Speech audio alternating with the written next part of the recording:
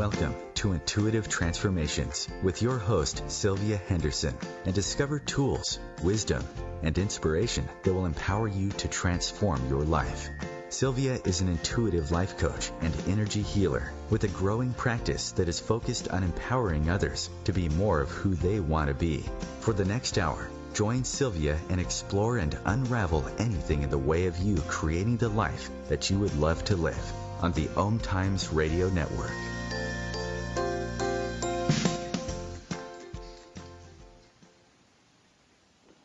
Well, hello and welcome to the Intuitive Transformations radio show, where you will find tools you can use to change and transform your life every Wednesday afternoon at 2 p.m. Eastern on the OMTimes radio network, the voice of consciousness at OMTimes.com. This is Sylvia Henderson, your host, and if you would like to learn more about me and the work that I do, please feel free to visit my website at intuitivetransformations.net. That's intuitivetransformations.net. Today is Wednesday, March 28th, 2018. Just a few days ago, the March for Our Lives took place in Washington, D.C., as well as in over 800 other locations throughout the United States and in many other countries around the world. March for Our Lives was a collaboration of student organizers from Never Again, MSD, a student-led gun control organization that advocates for tighter regulations to prevent gun violence, and also Everytown for Gun Safety, which is a gun safety advocacy group also advocating for tighter gun regulations. You know, the fact that we have children and very young adults being put into a position where they have to protest and advocate for the right to live free from the fear of being gunned down in their classrooms is really unconscionable. I cannot imagine what they are going through. When I was in high school, my biggest concern was my grade point average. Yet today, elementary school children through high school in the United States regularly practice what they should do in the event that someone they know or an intruder might one day come into their classrooms and start firing a gun at them and their teachers and one of their friends. When you pause for a moment and really consider this, it's heartbreaking. And yet with that said, what these young people have done and what they are doing is really awe-inspiring. The speeches that they delivered were pure, authentic, and heart-opening. While it is outrageous that our children are being forced to fight for the right to feel safe in their communities and in their classrooms, the fact that they have not allowed fear to crumble them into powerlessness, but rather have gathered together their voices, their resources, and have pretty much on their own pushed forward to declare that change will happen is amazing. That they will no longer allow another life lost due to complacency of our current society, again, awe-inspiring. These children are really amazing. They're intelligent, articulate, and brave, and they give me hope for America and also for the world, because these young voices are not going to be silenced, and they are the future voters of the United States. So watch out, world. A change is going to come, and it's much, much closer than we could ever have imagined. And I wouldn't be surprised if it was a child that led the way. We are certainly living in interesting times as consciousness continues to expand, and it has been challenging at times, especially as we seem to teeter-totter between a combination of endless tragedy and some hopefulness all at the same time. I look forward to the day when everything finally settles down and finds its way into peace. But until then, I encourage you to keep your thoughts as hopeful as possible. Think of these young, brave children and how inspiring they are, how fearless they are. Focus on what you would like to experience in the world and in your life instead of what you are most afraid of. Stay hopeful and know that light will always outshine darkness. And if you have children of your own, start having open and honest conversations with them. You may be surprised by your child's level of maturity when you allow yourself to listen to your child with a patient and open heart, really allowing them to feel that they are being heard. One of the greatest gifts that you can give to another human being is allowing them to share their world with you openly and honestly, and have what they share be received without judgment and with warmth and love. Just like adults, when a child knows that they have been heard, they feel nurtured, they feel valuable, and they feel loved. And that is a priceless gift that your child will forever be grateful to have received from you. As a mother myself, I know that it is difficult to slow down and take the time to do what I'm asking. But when you do have time, don't let it slip away. Just think about that. So today, we're going to talk about emotional eating, some of the underlying causes of emotional eating, how your childhood may be a major contributor to whether or not you eat purely for pleasure or only when you're hungry. Joining me on today's show is Julie M. Simon, a licensed psychotherapist and life coach with more than 27 years of experience helping overeaters stop dieting, heal their relationship with themselves and their bodies, lose excess weight, and actually keep it off.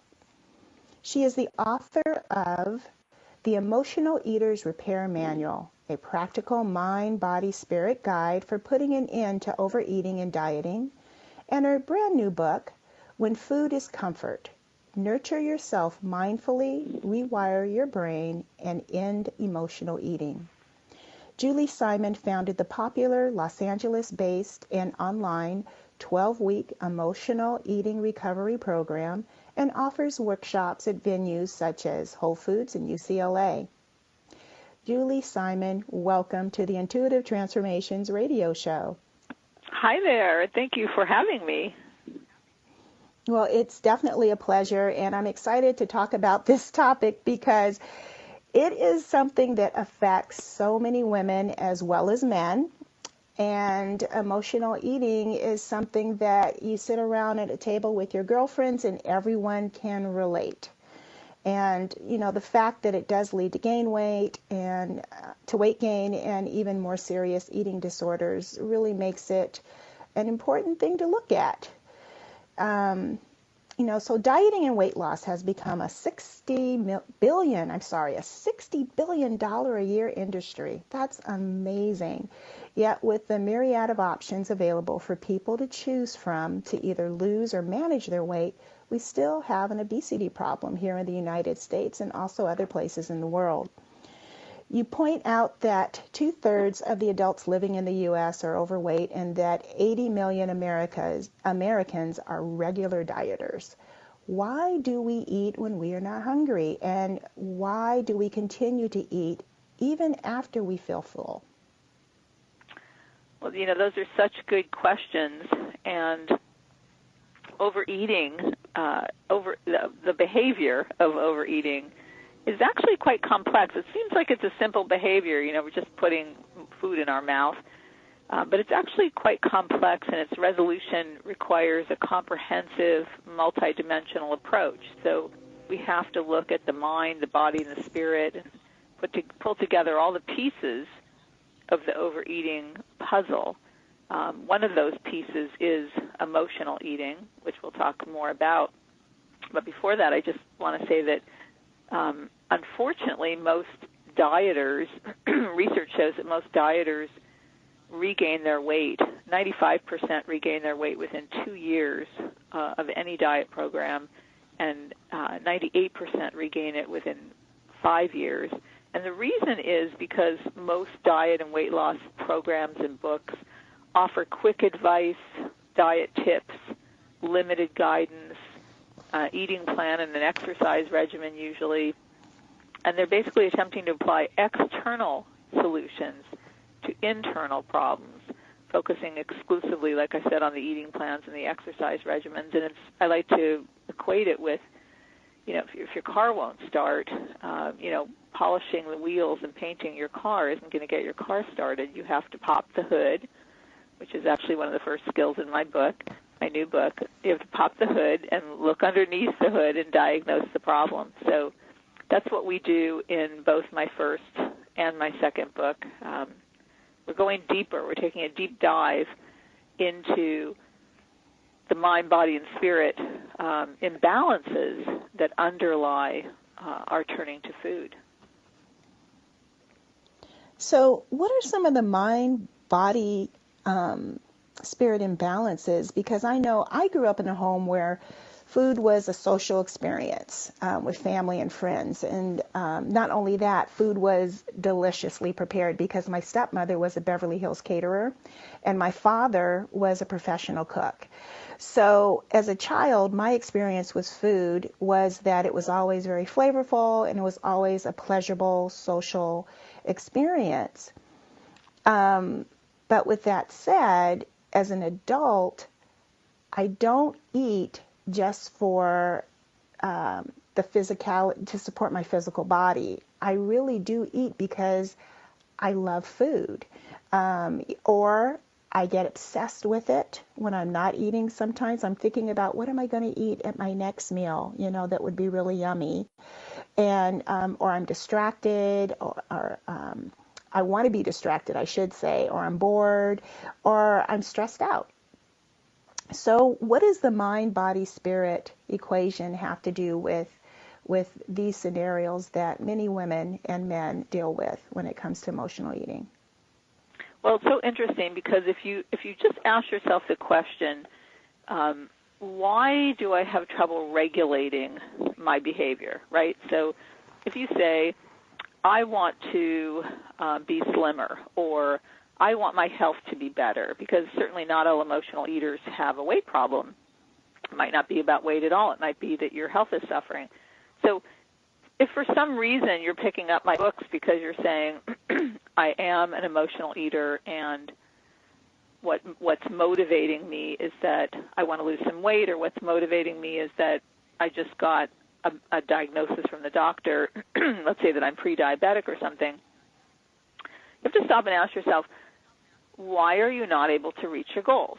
So the majority of people I work with know what healthy foods are, okay? And in my first book, I still have a chapter on eating foods consistent with your human design, so I kind of educate people about nutrient-dense foods.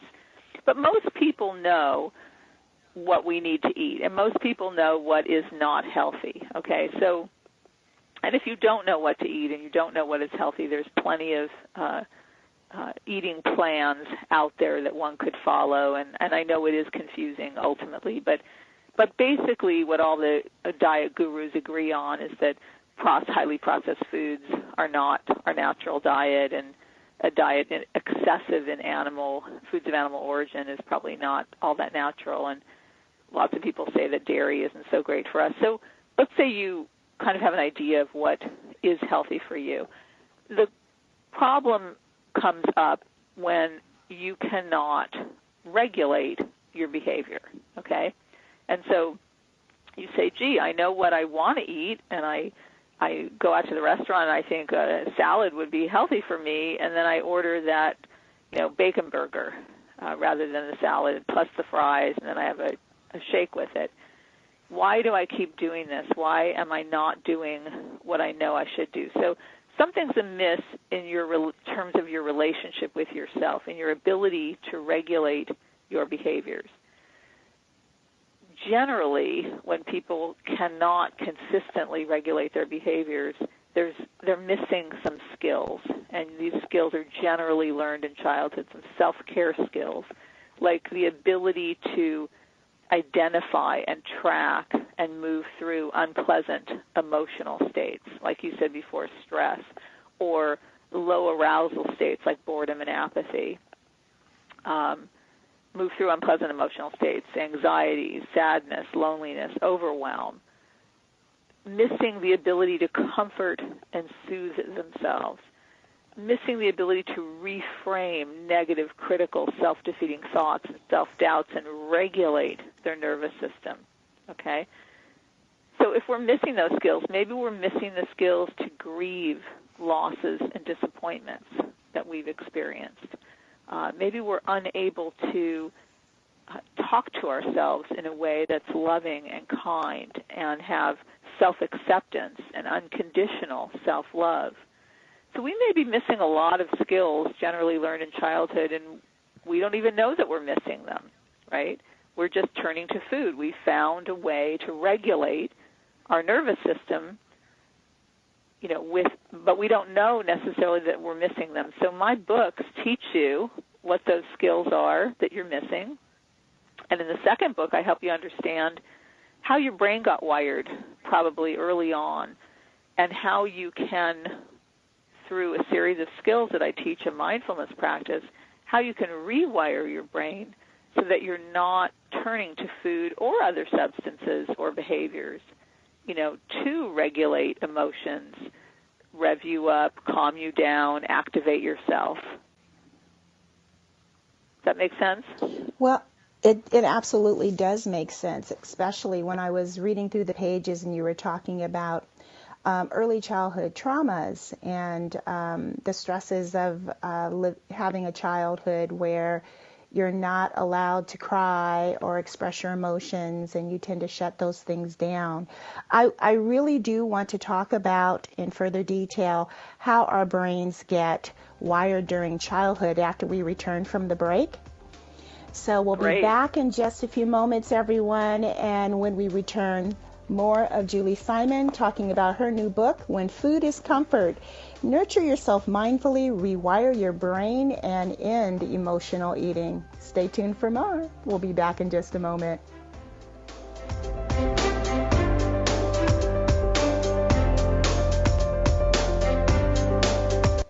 The future of Internet radio is here. OMTimes Radio. IOM FM.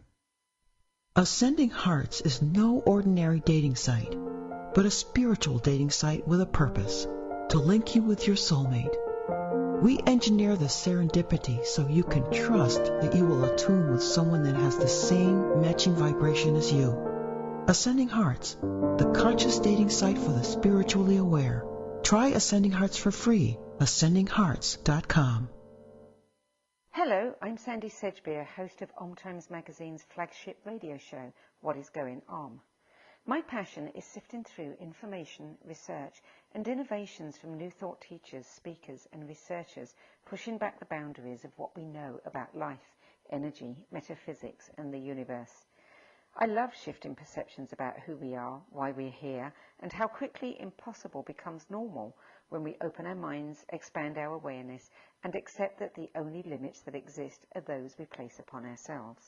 So if you're the kind of forward-thinking, eager investigator of what lies beyond the current reality that most perceive, why not make a date to come play with me in the field of possibilities at 4 p.m. Pacific Time, 7 p.m. Eastern Time every Thursday, and together we can discover what's really going on. When I was little, I didn't talk for a long time. I was sensitive to lights and sounds, so I built secret hiding places where they couldn't get in. Sometimes I did the same things over and over, until one day I found out I had autism. My family got me help. Slowly, I learned how to live with it better. Early intervention can make a lifetime of difference. Learn the signs at autismspeaks.org/signs. Brought to you by Autism Speaks and the Ad Council.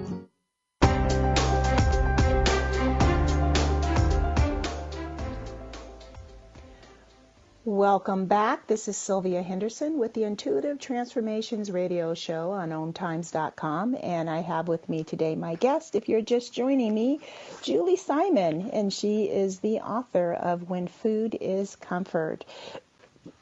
Excuse me.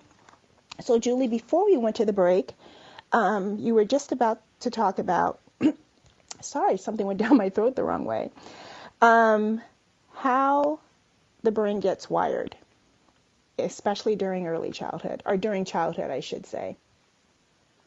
Yes. Well, what we know now from years of neuroscience is that the brain is formed, gets wired. Well, actually, the brain is still wiring and growing and changing throughout life, but a critical time period for brain development, the wiring of the brain and the chemistry of the brain, so the structure and chemistry of the brain, is in infancy and early childhood. And part of the way the brain lays down connections is through what we call attunement that we get from our caregivers. So when mommy, daddy, grandparents really attune to, what is attunement? Tune in to the inner world of the infant and the small child.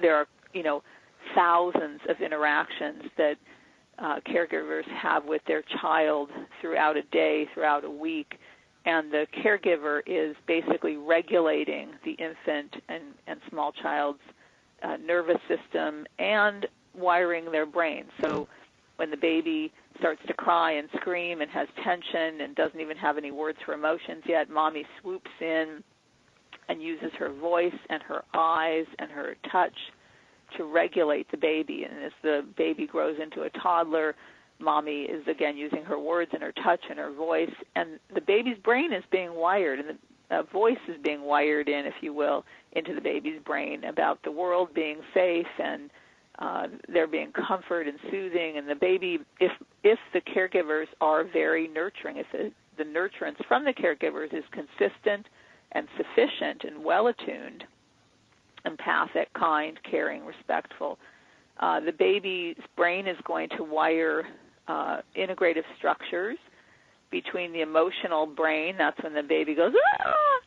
And the self-regulation structures of the brain, which are the upstairs, top part of the brain, the cortex. So those fibers are going to get wired in.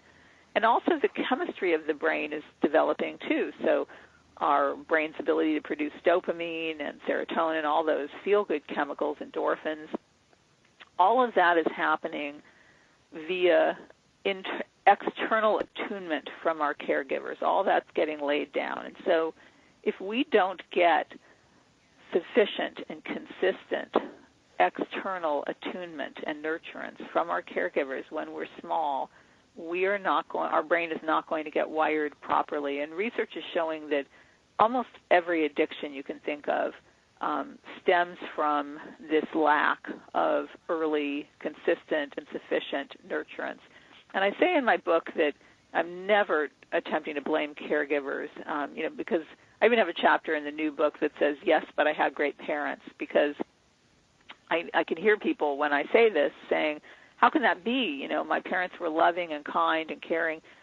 Even kind, caring, loving caregivers can nurture you in a way that isn't properly wiring your brain because they themselves were missing skills. So, for example, if you're a small child or even, let's say, a young child, and you come, back from school and you say, those girls were all mean to me and nobody wanted to sit with me at the lunch table, and rather than your parent being well attuned and saying something comforting, I'm so sorry that happened, tell me what you're feeling about that, or tell me your feelings, tell me your thoughts about that. Maybe the parent says, well, wasn't there another table you could sit at? Weren't there other girls you could go sit with? Or, God forbid, your parent says, what's wrong with you? Why didn't they like you? But let's say a well-meaning parent says, well, wasn't there another table that you could go to? And the kid says, no, I wanted to be with these girls, and they didn't want to be with me. And then maybe the parent says, I'm sorry that happened. Why don't we go out today and see your favorite movie, or let's go get an ice cream? And so the parent tries to comfort you and soothe you with an external source because she doesn't really know how. She doesn't know what else to say. She doesn't know how to comfort you any further, and doesn't know how to guide you. Maybe her parents weren't so great at that. So even well-intentioned parents can miss the mark in terms of comforting and soothing their children. And this is a time when the brain is laying down its tracks, if you will, and building its chemistry. And so these are very critical times. The great news is that the brain is a plastic or moldable organ. And so at any point in our journey, it's never too late to rewire our brain so we can learn how to do a form of internal attunement. So even though, the bad news is we can't go back and redo our childhood or how our brain developed, and we probably can't get that level of external attunement in our adult lives now because all the adults we know are busy and they're not going to stop and rewire our brain. We can do it ourselves, and that's the great news. We can do it ourselves. We can also be in therapy a little bit and get some help there. We can rewire our brain by practicing mindfulness, and that's what the new book is all about, a 7-skill mindfulness practice that will help you pop the hood, connect to yourself in a very nurturing, kind, loving way, and rewire your brain so that you no longer are turning to food or other substances or activities for comfort, and for you to find that your source of comfort is inside. That is such an important life skill to learn anyway. I mean, when you look at our society with the massive consumerism that we have, that it's all an external reward system, really. It seems like it goes well beyond just using food as a reward system. It's so true. I think about that all the time. Yeah, yes, it's wow. So true. You see people wanting to get that bigger house, and if we just had one more child, or if we got the bigger house, or if I could just get my weight off, or if we could just go get another vacation, it's always something outside of ourselves that's going to make us happy and fill us up, and it's a sign that something's missing. Well, and it's kind of unfortunate, too, because there's no way to satiate that when it's always looking for something else outside of yourself. That's never going to really be fulfilled. And so you offer what you call, it's inner nurturing? Is that what it's called? It's called inner nurturing. Inner nurturing. And so you develop this inner nurturer within yourself, and that can then take the place of this outward seeking for a reward. And how does that work? I mean, it sounds delightful, but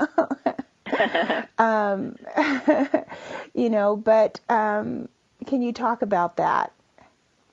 Yes. Well, as I said, when our caregivers are nurturing us and they're providing sufficient and consistent nurturance so that our brain is getting wired, we're also wiring in voices. And so the voices that you hear, most of us can hear our mother's voice, saying certain things. Maybe we're going to spend money and we hear our mother's voice saying, you don't need that, or you're overspending. So those voices get wired in early in our lives. And if we've had that wonderful, delicious nurturance, then we've probably wired in an inner supportive voice that's capable of comforting and soothing us and helping us regulate our behaviors and meet our needs. Most emotional eaters, I would say the majority, I've been doing this for nearly 30 years, and the majority of emotional eaters do not have a well-developed inner supportive voice. That's what I have seen over all the years. This is why I created the inner nurturing mindfulness practice, because I could see that what most emotional eaters have is a very strong inner critic voice. That's a voice that beats them up, tells them it's not enough. That voice might be harsh or not so harsh, but that's a voice that says you're never thin enough, you're never pretty enough, you never have enough, you haven't achieved enough, why haven't you written more books? That's the voice of the inner critic. Most emotional eaters also have a well-developed, what I call inner indulger voice. And that's a voice that says, yeah, we had a really hard week. Let's go ahead and get the cheesy burger and we'll do better next week. What's missing for most emotional eaters is this inner supportive voice. I call it the voice of the inner nurturer. And that voice is ultimately the voice that helps you regulate your behaviors. That's the voice that's loving and kind and is unconditionally supportive and always tells you that you're wonderful and great, and yes, you may have made a mistake, and but you don't have to be perfect. And that's also the voice that says in the morning when you don't want to get up and put your shoes on and go for exercise, go for the walk, that voice is nurturing and says, I get it. I know you're tired. You've been pushing a lot lately, but let's get the shoes on and go anyway. You'll feel better later. So that loving, nurturing voice is also the voice that helps you set limits and regulate your behavior. So just imagine if all you have really in your head is the inner critic and the inner indulger. The inner indulger doesn't help you set any limits. And all you have is the inner critic to help you set limits. So the inner critic beats you up. So you skip the exercise, and the inner critic says, see, you're never going to get the weight off that way, and, you're lazy. You're just lazy. You've always been lazy. That's how the inner critic motivates. The inner nurturer motivates in a much more loving, supportive, effective way by checking in with you. In the book, I teach you how to have these effective, nurturing, limit-setting conversations where the inner nurturer explores what's going on. Okay, so you don't feel like getting up today. We didn't get up yesterday to go for the walk. We should do it today. What's going on? The youngest part of you says, I'm not in the mood. I don't feel like it. I'm tired. And then the inner nurturer who morphs into that inner limit setter says, okay, I really understand, but we skipped it yesterday, so today we really need to do it. You're not sick, you're not ill, you can get up, let's get the shoes on now and let's go. This voice, the inner nurturer, must be developed and strengthened, and the only way you can do that is through practice. Unfortunately or fortunately, there's no way we can kind of change the tapes that run in our head by just kind of somehow plugging in a new tape, right? We've got lots of kind of thinking voices going on in our head. So we have to practice, and I have a skill in the book called Catch and Reframe, where we catch the voice of the inner critic, or we catch self-doubting voice, the feeling self that's a young part of you, I call the feeling self, having self-doubts or negative thoughts about yourself. And we reframe, we bring in the inner nurturer voice, and we reframe, we practice that voice. We also, in the other skills I teach, we're practicing that voice. So through this 7-skill mindfulness practice that I offer, you're practicing daily using this voice. And just like if you were learning to play the guitar or the piano, you start out using the voice, just like when you start out playing the piano, you have to reach your fingers and everything feels awkward and you don't really kind of want to practice because it's not that fun.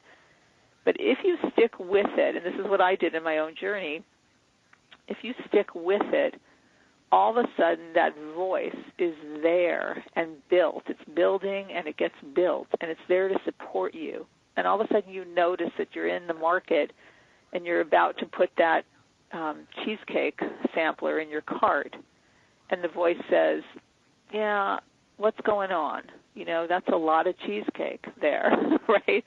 A gentle voice says, what's going on, right? And the feeling self says, I want some cheesecake. And then the inner nurturer says, okay, well, I do see they have single slices, so, we could buy a single slice. We do not need to buy that sampler. And the feeling self says, yeah, but I want to taste all the different flavors. I don't know which one I would like. And the inner nurturer, inner limit setter says, I get it. It looks delicious. I'm wondering what you're feeling. Well, I'm kind of tired. It's been a long day. Okay. So why don't we go home? We can take a bath. We can relax a little bit. If you'd like to get one piece, that would be fine. Please, let's put the sampler back in the freezer section. So you have like this very sweet, wonderful, delicious, nurturing mommy in your head all the time that helps you making all these decisions, helps you when you're making all these decisions. And that voice is built. Without that voice, we're all in trouble. So this leads to my next question. Say someone has been raised in a highly critical home. And so the predominant voice, really the only voice they hear on a regular basis is the critical voice. The critical voice from mom, the critical voice from dad. You can never get it right. You always do it wrong. And that's been kind of what spiraled them down into the path of being an emotional eater. So they don't even have necessarily a frame of reference of what a nurturing voice would sound like within their head. Have you had anyone come into your practice that they just said, I don't even know what that would be like, Julie, to have a nurturing thought about myself? Not only have I had people come to my practice, but you're describing my childhood. I say to them, I am a walking, living, breathing example of that example, right? That's what I came from, and I had very little exposure to nurturing others. It's not that my parents weren't well-intended, they were, and it's not that they were unkind or, abusing me, but they were critical. My mother was critical and negative and very shaming, and that's what I was exposed to. And so I did not have any exposure to the nurturing voice. As I was growing up, as I hit my teens and my 20s, I was always very curious and very interested in all of this, and I began to notice how some people's thoughts were very different than mine. And in particular, I had a friend who, when he couldn't get something done or he couldn't make something happen, the voices in his head were very positive, like, I'll be able to do it, I'll figure it out, I'll get there. And mine were very self-defeating, negative, hopeless. And I began to see that there was a difference between the kind of thoughts I recycled. If I went on a date and it didn't work out, oh, I'm terrible and ugly and no one will ever love me. And, I could see that there was something going on with my thoughts that was different than what other people's thoughts were like. And that led me down a track of wanting to look at that and studying cognitive therapy. I know we have to go to a break. Yeah, when we get back from the break, I would really love for you to continue this story because I think this is something that many can relate to, even myself. So we'll be back in just a few moments. Please stay tuned for more of Intuitive Transformations Radio on OMTimes.com.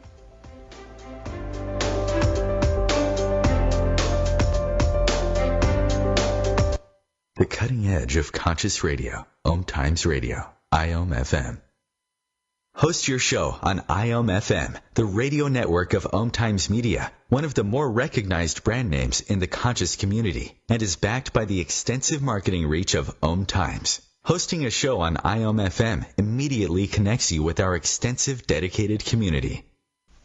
Hello, I'm Lisa Berry. Join me every Monday at 1 p.m. Eastern Time for Light on Living, a chance to see new, hear different, and feel more as I shine the spotlight on all the ways to lighten the load of life's challenges. Light on Living is your link to that new way you're looking for, that new understanding that will enhance your life, and that positive connection that will support your growth. So join me and you'll gain insight and start to see things in a new way that motivates you. Hey, let me ask you something. Would you seat your 3-year-old child on a windowsill? Would you seat them beside a lit fireplace or by the deep end of a pool? One last question. Would you seat your child in a car seat that's not correct for them? Car crashes are a leading killer of children ages 1 to 13. Secure their future. Seat them in the correct car seat. For more information, visit safercar.gov/the right seat. A message from the National Highway Traffic Safety Administration and the Ad Council.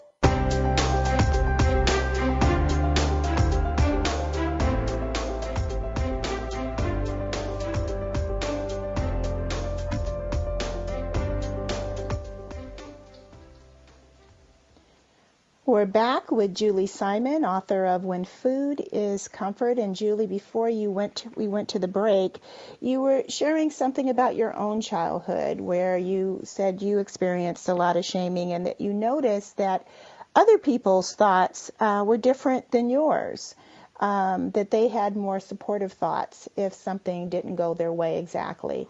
So could you just continue that thought stream, please? Yes, so I was noticing this, and I thought, at the time I thought, wow, how do I change my thinking? How do I get their kind of thinking? Like, how would I do that? I can't, like I said before, I can't, like pop out a CD and pop in a new one, that's kind and loving. So I began to study cognitive therapy, And it made so much sense to me that I had been exposed to these kind of thoughts and had been criticized and shamed quite a bit. And so that's what I was doing to myself, and that I couldn't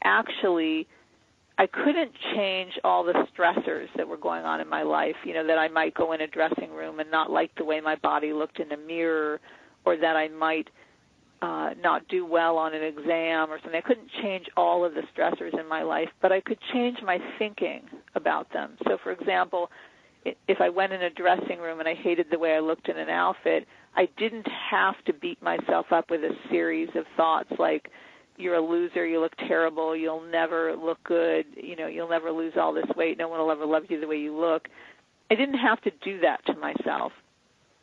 And that was very powerful to me, to find out that I could actually practice saying thoughts that were more helpful. And unlike, affirmations, which are wonderful, but affirmations at the time, I was studying those too, they weren't working. Like, it wasn't working for me to say, my world is beautiful and all is well, because it didn't resonate for me when all didn't feel well.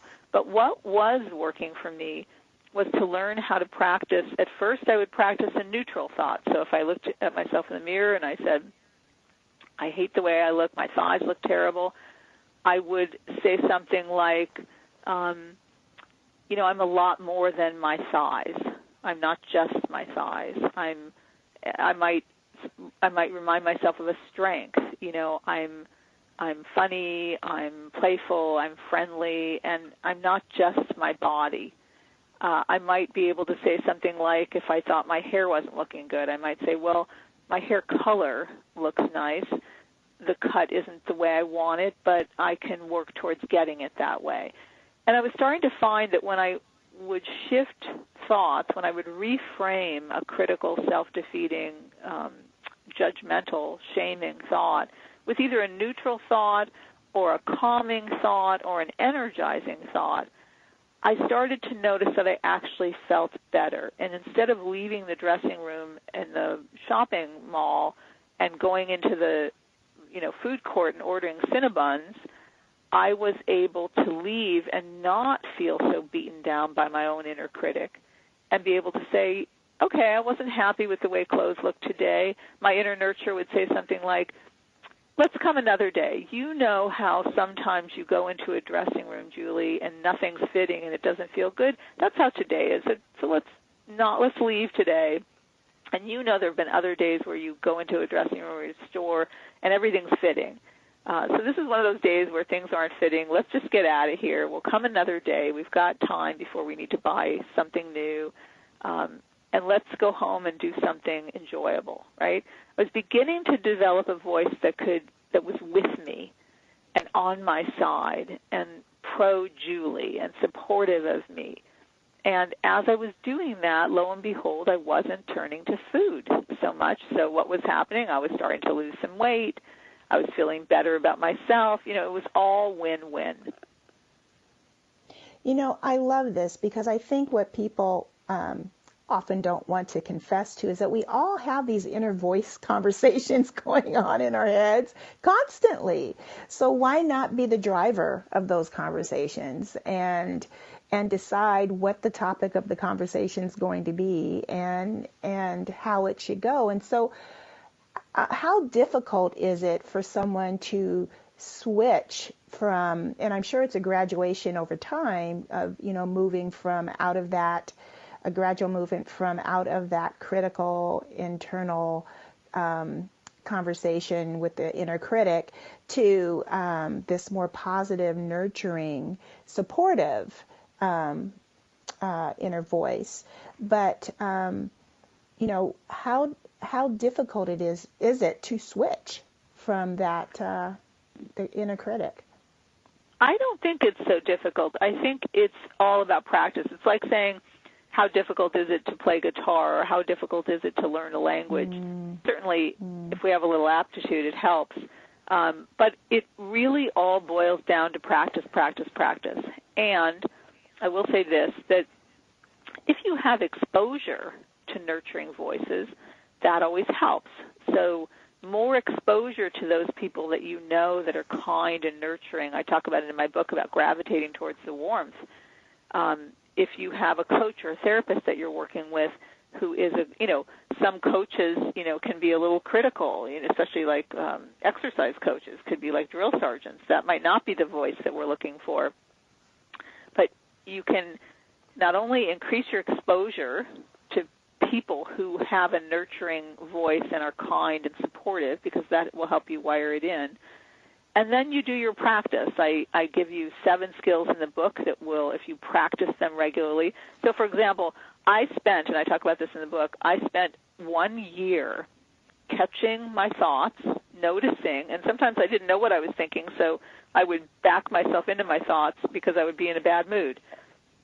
I'd be feeling depressed or down or hopeless, and I'd think, I must have been having some of those kind of thoughts. So for 1 solid year, every single day, I wrote down at least a couple negative, critical, self-defeating thoughts, and I worked on writing supportive, kind, loving, caring, energizing, or calming, or neutral reframes. And it was so incredibly powerful and transformative. I never knew when I started that I was going to be able to have a different voice built in my head. And it began to build. And there came a point, a real turning point for me, where I was laying in bed one day and I heard this voice say, "I love you, Julie." And I was like, wow, where did that come from? I just said to myself that I love me. It was building. The voice was building. The kindness was building. The self-compassion was building. The empathy was building. The warmth was building. And, of course, and we all know this, as I built this for myself, I had it to offer to everyone else around me. So my relationships were improving. So how long will it take? How much practice are you willing to do? How long will it take you to get good at playing the piano? How often are you willing to practice? If you're willing to practice regularly, you will start to develop this voice, within a short period of time. It'll start building and you'll hear it. The key is practice. And it really is time to do things differently. Here, as I said at the beginning of the show, the weight loss industry is a $60 billion a year industry. And the statistics that you shared, where 98% of the people that lose weight gain it back within 5 years, you said? Yes. So what we're doing right now is this quick fix approach. It's not working, obviously. So, Julie, before we're going to continue the conversation, but I want to make sure people know how they can get in contact with you. And I also want you to talk a little bit about your 12-week program that you offer, not only in Los Angeles, but also online. Yes, everyone can get a hold of me on overeatingrecovery.com. That's my website. And I have a 12-week program. I developed this 12-week program over 25 years ago to help emotional eaters address the mind, body, and spirit imbalances that underlie their overeating. And my first book is based on that program, so they can also get that book and start there. And the second book is a deeper dive. You don't have to have read the first book to dive deeper. The 12-week program is live in Los Angeles. It's also in a telecoaching format for those outside the Los Angeles area. We'll be starting back up at the end of April. I'll have the program running again at the end of April, so anybody wanting to participate can do that. And anybody who goes to my website, if you want to start reading one or both of the books right away, you can get 2 free chapters from either book or both books right away. You can sign up for my blog and get timely articles in your email box about overeating challenges and related issues. So it's a good place to start. Wonderful, wonderful. And it's not an overnight fix, but it sounds like it's a far more permanent fix, which is really what you want. If you're going to put in the energy and the effort and, invest financially, wouldn't you like it to last on a more permanent level? And from what you're sharing, Julie, it sounds like it really has an overall reach into other aspects of your life as well, and your relationships, and just feeling good about yourself. Yes, I mean that's the best part, is that, you know, you can continue to go on diets if your weight is a problem, or, you know, eating plans if your health is a problem, but how are you really going to ever stick to any of that if the underlying issues have not been addressed? You're not going to be able to stick to it. So I always say, you know, you can be a controlled eater the rest of your life, or you can be a recovered emotional eater. That's what I am. That's what I teach, where you no longer are out of balance with your relationship with your food and your body, but more importantly, you're no longer out of balance, you know, with the voices in your head. The voices in your head are kind and loving, ever kind, always loving, always supportive. That's how the voices in my head are, and it's not amazing to me anymore, but it was amazing to me years ago, because I never knew that I could have such a loving, kind voice in my head all the time, supporting me through life every minute of the day. And I think to myself sometimes how we all need this no matter what, because one day we're going to leave our bodies. One day we're all going to be old and frail. And so isn't it important? We may not have, you know, our best friends around to comfort and soothe us. We're going to need to have something on the inside that can do that for us up to the moment we take our last breath. So it's critical that you get started building this voice today. This is so true, you know, from what my experience has been, and who, you know, the many authors I've interviewed and people I've worked with myself, that inner critic really, it will cripple your life if you allow it to be the dominant way of thinking about yourself and about your life. And when you can flip that switch over and start feeding your mind with these nurturing thoughts, it changes everything in your world. And maybe your circumstances may not change. I mean, in this case, definitely it would, your eating habits will transform. But I mean, there are times when people are eating because they feel stuck in a relationship, or they feel stuck in a dead-end job, or they feel like their finances are way out of control, and that's what's driving it. But it's really the inner critic that's beating you up about the situation, that's making the situation far worse than it really is, and stopping you from being able to create some action to make changes in your life.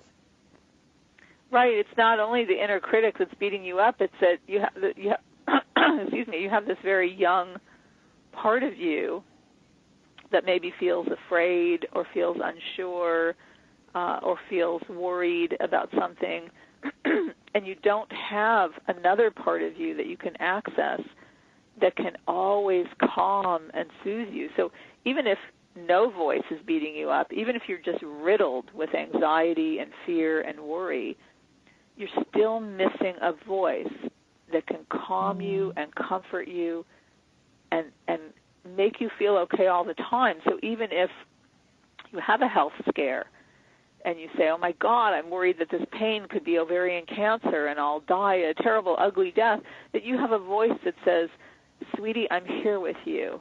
We're just going to take it one step at a time. We're going to go see the doctor. If that outcome were to come about, I will be there with you every step of the way. We'll get through it.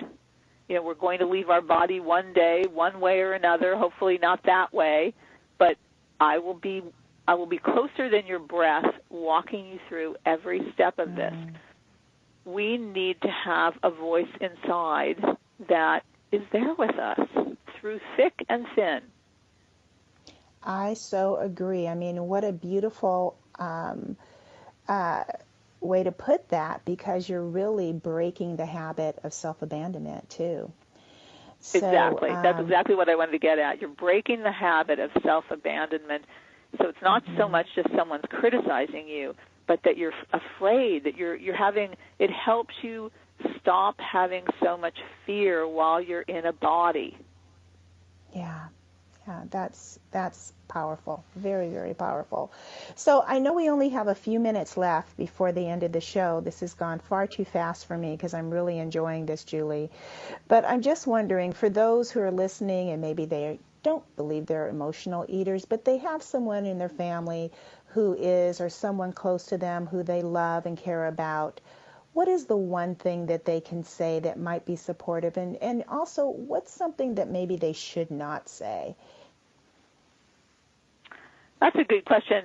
I think one thing that they should not do, I don't like the shoulds, but one thing I would not want them to do is to make light of it, is to say, oh, you're not really an emotional eater, or, especially if they don't have a weight problem. Oftentimes people without weight problems, people don't think they have any problem with food. I would say don't disagree with the person, or don't discount. That's the word I wanted. Don't discount what the person is saying, but rather explore, find out how it is for them, where are they at with it, and offer them hope that there is recovery. I'm sorry we don't have time to finish the rest of the answer to the question, but Julie Simon, thank you so much for being on the show. You've been wonderful. Everyone, visit her website, overeatingrecovery.com, and pick up her book, When Food is Comfort, Nuture Yourself Mindfully, Rewire Your Brain, and End Emotional Eating. We'll be back again next week. Thank you for listening. Take care and know that you are loved, lovable, and loving. Goodbye for now.